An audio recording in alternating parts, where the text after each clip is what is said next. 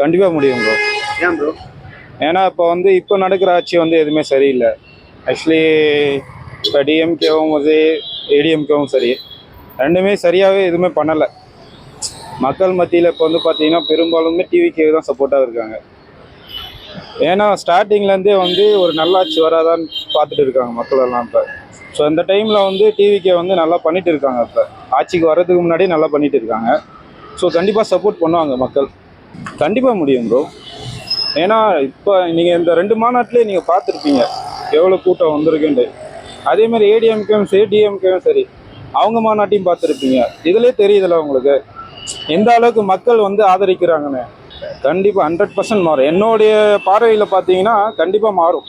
ஒரு மாற்றம் எதிர்பார்க்குறாங்க மக்கள். நம்ம வெயிட் பண்ணி தான் ப்ரோ பார்க்கணும் 26ல். இல்லை ப்ரோ, விஜய் தனித்து நின்னாதான் மக்கள் ஆதரிப்பாங்க. எந்த கட்சியுமே நம்பக்கூடாது. ஏன்னா அவர் தனித்து நிற்கிறது தான் நாங்களே எதிர்பார்க்குறோம். தனித்து நின்னா நீங்க ஓட்டு போடுறதுக்கு ரெடியா இருக்கீங்க? கண்டிப்பாக நிற்போம். கண்டிப்பாக விஜய் கூட நிற்போம். இல்லை, அது அந்த அளவு பெருசாலாம் எஃபெக்ட் காமிக்காது. விஷயம் தானே ப்ரோ. இதுக்கு முன்னாடி இந்த கட்சி அந்த மாதிரி எதுவுமே பண்ணல. இந்த 4 வருஷமாக எங்கே போனாருன்னு தெரியாது சிஎம் ஸ்டாலின் அவர்கள். எப்பவுமே இந்த கடைசி அந்த ஒரு வருஷத்துல தான் வெளியில் தலையை காட்டுவார். அதை பண்ணுறேன் எதை பண்ணுறேன்னு சொல்லுவார். அதையும் எதுவுமே பண்ண மாட்டார் சொல்கிறதோட சரி. அது இப்போ எனக்கு தெரியும் அந்த காலேஜில் நடந்தது அந்த விஷயங்களும். ஸோ பெண்களுக்கு பாதுகாப்பு இல்லை தான் அந்த ஆட்சியில். அப்போ 2026ல் டிவிகே தலைவர் தனியாக நின்று ஓட்டு போட்டு கண்டிப்பாக டிவிகே தான் ஜெயிக்கும் 2026ல். டிவிகே தனித்து நின்று ஜெயிக்கிறது கஷ்டம். அவர் வேணா கூட்டணியில் போனார்னா விஜயகாந்த் மாதிரி ஒரு 40 எம்எல்ஏ 50 எம்எல்ஏ வாங்கலாம். தனியாக நின்று மேபி அவர் ஜெயிக்கலாம், ஆனால் அவர் கட்சி ஜெயிக்காது. அதாவது 35% ஓட்டு 40% ஓட்டு வாங்குற ஒரு கட்சி தான் இங்கே ஆட்சி அமைக்க முடியும். முதல் தேர்தலில் அவர் அத்தனை % ஓட்டு வாங்கிறது முடியாத காரியம். இது அந்த காலத்தில் ராமசாமி படையாச்சின்னு ஒருத்தர் ராஜாஜி ஒரு காமராஜர்லாம் ஆட்சி அமைக்க முடியாத அளவுக்கு ஓட்டு வாங்கினார்னா அவரை மாதிரி இவர் வாங்குவாருங்கிறது கொஞ்சம் சந்தேகம் தான் இன்னைக்கு இருக்கிற சூழ்நிலையில். ஓட்டு இருக்கணுமேப்பா, ஓட்டு இருக்கணுமே. வாங்கலாம், 10% வாங்கலாம், 10% வாங்குவார்.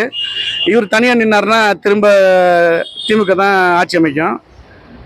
எதனால் அப்படின்னா திமுகவோட எதிர்ப்பு ஓட்டு எடப்பாடிக்கு போனால் தான் எடப்பாடி சிஎம் ஆக முடியும். அப்படி எதிர்ப்பு ஓட்டை இவர் வாங்கிட்டாருன்னா திமுக ரொம்ப ஈஸியாக ஜெயிச்சுட்டு போயிடும். இப்போது டிவிக்கு தனியாக நிற்கிறது திமுக தான் நல்லது. டிஎம்கேயோட கூட்டணி வச்சார்னா க்ளீன் ஸ்வீப். ஏன்னா ஏடிஎம்கே ரொம்ப சின்ன மார்ஜினில் தான் போன தடவை கூட திமுக தோத்துருக்கு. அந்த மார்ஜினை இவர் கவர் பண்ணுவார். இவர் அதிமுக கூட கூட்டணி போனால் கண்டிப்பாக அதிமுகவும் ஜெயிக்கும், இவரும் ஜெயிப்பார். பெண்கள் பாதுகாப்பு எல்லா ஆட்சியிலுமே அப்படிதான் இருந்துகிட்டு இருக்கு. பாதுகாப்பு இல்லாமல் தான் இருந்துகிட்டு இருக்கு. இன்னும் தமிழ்நாடு காவல்துறையை கம்பேர் பண்ணும்போது மற்ற மாநிலத்தை விட ரொம்ப நல்லா பண்ணுறாங்க. தமிழ்நாடு காவல்துறையை நினச்சி நம்ம பெருமை தான் பண்ணணும். கூட்டணி இல்லாமல் வாய்ப்பு ரொம்ப கம்மி தான் ப்ரோ. எப்படி பார்த்தாலும் மெஜாரிட்டி வாங்கலாம், பட் இருந்தாலும் கூட்டணி இல்லாமல் ரொம்ப கஷ்டம். ஏன்னா இந்த சைடு பார்த்தா டிஎம்கே மெஜாரிட்டி இருக்காங்க, அந்த சைடு பார்த்தா அந்த சைடு ஏடிஎம்கேவும் நிறைய பேர் இருக்காங்க. ஸோ அப்படிங்கிறப்போ டஃப் கொடுக்கலாம், பட் ஆனால் மெஜாரிட்டி தான் எடுக்க முடியும் தவிர கண்டிப்பாக ஜெயிக்க முடியுங்கிற வாய்ப்பு என்னை பொறுத்த வரைக்கும் கம்மி தான். யாராச்சும் ஒருத்தர் கூட ஏதாச்சும் ஜாயின் பண்ணாங்கன்னா வாய்ப்புகள் இருக்கு ப்ரோ. இப்போ யோசிச்சு பார்த்தீங்கன்னா யங்ஸ்டர்ஸ் மத்தியில் விஜய் ஓகே, ஓரளவுக்கு ஓகேவா இருக்காங்க. பட் இன்னும் எடுத்து பார்த்தீங்கன்னா அந்த பெரியவங்க கேட்டகரியில் எடுத்துக்கிட்டிங்கன்னா பார்த்தீங்கன்னா இப்போ நம்ம அப்பா இல்லை தாத்தாலாம் எடுத்துக்கிட்டிங்கன்னா ஒன்று டிஎம்கே ஏடிஎம்கே தான் இருப்பாங்க. ஸோ அவங்களெல்லாம் மாற்றுறதுங்கிறது ரொம்ப கஷ்டம் தான். அவங்களாம் அசால்ட்டாக மாற்றிடுவாங்களே இப்போ இருக்கிற ஜென்ரேஷன். என்னதான் மாற்றினாலும் அந்த இடத்துல அவங்க ஓட்டு போடுறதுங்கிறது நமக்கு தெரியாதுல்ல. இப்போ நான் உங்ககிட்ட நான் போட்டேன்னு சொன்னாலும் நாங்கள் என்ன போடுறோன்னு எனக்கு தானே தெரியும். பேச்சுக்குன்னு அங்கே சொல்லலாம், பட் ஆனால் அந்த இடத்துல ஓட்டு போடணும்னு ஒன்று இருக்குல்ல.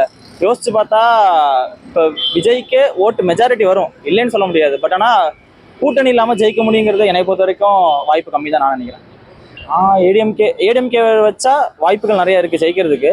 பட் ஏடிஎம்கே கூட தான் எனக்கு தெரிஞ்சு இப்போது என்னோட பர்ஸ்பெக்டிவ்ல பார்த்தீங்கன்னா ஏடிஎம்கே கூட வைக்கிறதுக்கு வாய்ப்பு நிறையவே இருக்குது. ஏன்னா இப்போது அவங்களும் விஜய் அவங்களும் ஆதரவாக பேசிகிட்டு இருக்காங்க. ஸோ அதனால் அவங்க பார்த்துட்டு இருக்காங்க. அது ரீசெண்டாக ரொம்ப கஷ்டமாக தான் ப்ரோ இருக்குது. ஆனால் அதான் அதுக்கு ஏதாச்சும் ஒரு சேஞ்ச் நடக்கணும்னா இந்த மாதிரி ஏதாச்சும் ஒன்று இப்போ இந்த இடத்துல இந்த எலெக்ஷன் ஒரு டஃப் கொடுத்தாங்கன்னா அடுத்த எலெக்ஷன்ல கண்டிப்பாக வாய்ப்பு நிறையவே இருக்கு. பட் ஆனால் ஏதாச்சும் ஒரு டீம் ஜாயின் ஆகணும்ல, ஏன்னா ஆப்போசிஷன் பண்ணுறக்காச்சும் ஒரு நல்ல ஒரு டஃப்பான பார்ட்டி வேணும் இல்லை. இப்போ எனக்கு தெரிஞ்ச ஆப்போசிஷனுக்கு பெருசாக பார்ட்டி இல்லை.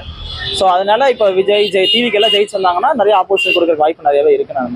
நான் ரெண்டாவது இடம் வாய்ப்பு இருக்கு ப்ரோ, நிறையவே இருக்கு, ரொம்ப நிறையவே இருக்கு. பட் ஆனால் அதான் இந்த கூட்டணியை பேஸ் பண்ணி தான் இருக்கும். ஏன்னா ரெண்டாவது இடத்துக்கு கன்ஃபார்ம் ரெண்டாவது இடத்துக்கு வரணும் சொல்ல முடியாது. பட் ஆனால் மூணாவது இடத்துக்கு கண்டிப்பாக வருவாங்க. அந்த இடத்துல டஃப் இருக்கும். அந்த ரெண்டாவது மூணாவதுங்கிறதுக்கு ரொம்ப கேப் இருக்காது, கம்மியான கேப் தான் இருக்கு, வாய்ப்பு நிறைய இருக்கு என்னை பொறுத்த வரைக்கும். ஜெயிக்கலாம் முடியாது, பட் ஆனால் ஓட்டுகளை பிரிக்கலாம். ஓட்டுகளை பிரிச்சுட்டானா மேபி டிஎம்கேவோட மேக்ஸிமம் இந்த எலெக்ஷனில் டிஎம்கே ஜெயிக்க வாய்ப்பு அதிகமாக இருக்குது ஏடிஎம்கே விட. டிவிகே வந்து ஓட்டை பிரிச்சா வாய்ப்புகள் ரொம்ப அதிகமாகவே இருக்கு. பட் ஆனால் இளைஞர் பட்டாளம் எல்லாமே ஒரே இடத்துல இல்லையே. எல்லாருமே விஜய் ரசிகர்களும் சொல்ல முடியாது. ஆல்ரெடி டிஎம்கேலையும் ஏடிஎம்கேலையும் இளைஞர் அணியும் நிறையவே இருக்காங்க. ஃபேக்ட் பார்த்தா ஆல்ரெடி இருக்காங்க. அந்தந்த கட்சிக்கு பழைய கட்சிக்கு தான் ஓட்டு போடுறவங்க நிறைய பேர் இருக்காங்க. புது கட்சிக்கு எல்லாரும் ஓட்டு போடுவாங்கன்னு சொல்ல முடியாது. ரசிகர்கள் போடலாம், ஆனால் இந்த ஆல்ரெடி கட்சியிலையோ இல்லை பழைய ஆளுக்கட்டில் இருக்காங்கல்ல, இப்போ வரைக்கும் எம்ஜிஆருக்கும் கருணாநிதிக்குமே போடுற ஆளுங்களுக்கு இன்னும் இருக்க தான் செய்கிறாங்க. ஸோ அப்படி பார்த்தீங்கன்னா பழைய கட்சிகளுக்கு நிறைய ஆதரவுகள் இருக்குது. ஸோ டிடிவிக்கே விஜய்க்கு நான் தப்பாலாம் சொல்லலை, பட் ஆனால் அவர் ஓட்டுகளை பிரிச்சிருவார். அவர் எந்த கட்சியோட கூட்டு சேர்றாரோ அவருக்கு வாய்ப்பு ஜாஸ்தியாக இருக்குது. ஒருவேளை ஏடிஎம்கேவோட சேர்த்தாருன்னா அவங்களுக்கு வாய்ப்புகள் இருக்குது. பட் தனியாக நின்னாருன்னா அவருக்கு சான்சஸ் இல்லை, ஆனால் ஓட்டுகளை நிறைய பிரிச்சிருவாரு. செகண்ட் இடத்துக்கு வர வாய்ப்பு நிறையவே இருக்கு. இப்போ அவர் இப்போ புதுசாக தானே கட்சி ஆரம்பிச்சிருக்காரு, அதனால அவர் கண்டிப்பாக அவரோட பலம் என்னன்றதை காட்டணும். அது காட்டுறதுனால தான் இப்போதைக்கு அவரோட ஃபேஸ் நிறைய இடத்துல இருக்கு. இப்போ ஏடிஎம்கேலாம் இன்னும் அவங்க பிரச்சாரமே ஆரம்பிக்கல, ஏன்னா அவங்களோட ஃபேஸ் ஆல்ரெடி வேல்யூல்டில் இருக்கு. இப்போ அவர் காட்டினாதான் இந்த 6 மாசத்துல மக்களோட மனசுல அவர் போய் ஈஸியாக ரீச் ஆக முடியும்.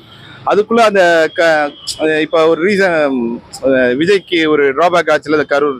ஸோ அந்த மாதிரி நிறைய ஃபேஸில் அவருக்கு அடிபட்டாருன்னா திரும்ப மக்கள் கிட்ட போய் பேசுறதுக்கான வாய்ப்புகள் ரொம்ப குறைய ஆரம்பிக்கும். திரும்ப போய் அவர் ஃபேஸ் வேல்யூ காட்ட முடியாது. பிளாங்கா சொல்லணும்னா கண்டிப்பாக டிஎம்கே ஜெயிக்க வாய்ப்பு இருக்கு. நான் ஏன் அப்படி சொல்றேன்னா, இப்போதான் வந்திருக்காரு விஜய். ஆல்ரெடி இருந்த விஜயகாந்தியே தோக்கடிச்ச ஆளுங்க நம்ம ஆளுங்க. ஸோ டக்குன்னு கொடுத்துட மாட்டாங்க சிஎம் பதவியை. வேணா எதிர்கட்சியா வர வாய்ப்பு இருக்கு, அதுக்கப்புறம் வேணா சிஎம் வர வாய்ப்பு இருக்கு. ஏடிஎம்கேவோட வைக்கலாம், இன்னொன்று வந்து விஜயகாந்த் கட்சியோட சேர்ந்து வைக்கலாம். இது இருந்தா அவருக்கு என்ன சொல்றது, விஜயகாந்துக்கும் கொஞ்சம் நம்ம சப்போர்ட் கொடுத்த மாதிரியும் இருக்கும்ல அவர் சைட் மூலமா. அவர் பையன் கஷ்டப்பட்டு நிற்கிறாரு, கடைசி நேரத்தில் தோக்க தான் செய்யறாரு. அவரோட சப்போர்ட் அவருக்கு இருந்ததுன்னா அவரும் வர சான்சஸ் இருக்கு. அது இல்லாம ஆல்ரெடி விஜயகாந்த் ஜெயிக்க வைக்கணும்னு நினைக்கிற இப்ப இருக்க ஜென்ரேஷன்ஸ் இருக்காங்க. இப்ப எங்களை என்ன மாதிரி ஆளுங்க வந்து தோக்க அடிச்சிட்டோமேன்ற ஒரு மனசுக்குள்ள இருக்கு. ஸோ அதை வந்து விஜய்க்கு மூலமா விஜயகாந்தையும் ஜெயிக்க வச்ச மாதிரி இருக்குல்ல அவர் பையனை. கூட்டணி இல்லாமலாம் வாய்ப்பு இருக்காது. என்ன ஒரு பர்சன்டேஜ் காட்டலாம், அவ்வளோதான் பண்ண முடியும். வந்து கூட்டணி இல்லாமலாம் ஜெயிக்க ரொம்ப வாய்ப்பு கம்மி தான். சின்ன சின்ன பசங்க தானே, 18 வயசு 25 வயசு 30 வயசு அனுபவம் இருக்காது யார்கிட்டையும். வந்து அவங்கள்ட்ட வந்து எல்லாம் விளையாட்டு பசங்க, ஓடுற பசங்க, அந்த அவங்களோட விளையாட்டு தினம் புத்தியால் தான் இப்போ இந்த பருவ பிரச்சனை ஆகிப்போச்சு. அதனால வந்து யாருக்கும் அனுபவம் இருக்காது. வாய்ப்பு இருக்குனால விளையாட்டு பசங்க பர்சன்டேஜ் பார்க்கணும்னா ஒரு 8% வரும், அவ்வளோதான் வரும். கூட்டணி வச்சா அப்படி நம்ம தனிப்பட்ட முறையில் கருத்து சொல்ல முடியாது. தனிப்பட்ட முறையில் கருத்து சொல்ல முடியாது. கூட்டணி இல்லாம ஜெயிக்க முடியாது டிவிக்கு. வாய்ப்பு கம்மி தான்.